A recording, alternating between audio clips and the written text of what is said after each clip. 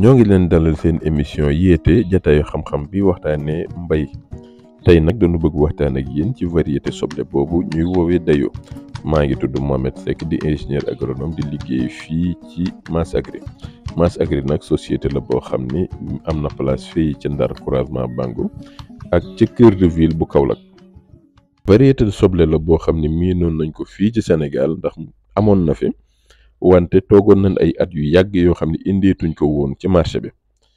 at mee ñu weesu nag la Albizia commencé waat di ko jaay fii ci ñaay bi li ëpp nag ci baykat yi ci ñaay bi nga xam ne tàmbaleen liggéey ak moom gis nañ ci njëriñ lu bare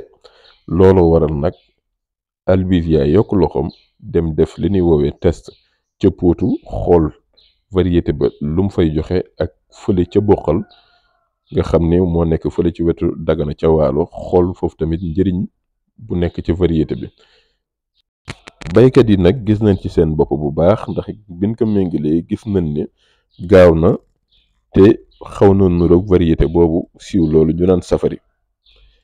dayu doomu soble bu wow la boo xam ne formam dafa rond te nag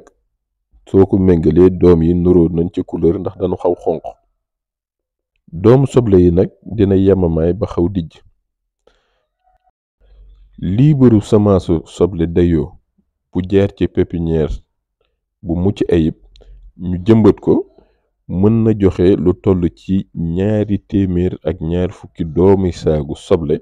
bu 20 kilo ak juróom. rendement bi nag dina toll kon ci 5 tonnes ak genn wàll ci surface boo xam ne mi ngi toll ci 1250 mètres carrés mën nga ko xayma ci 10 mètres. variété soble bii nag am na ci nu magasin yi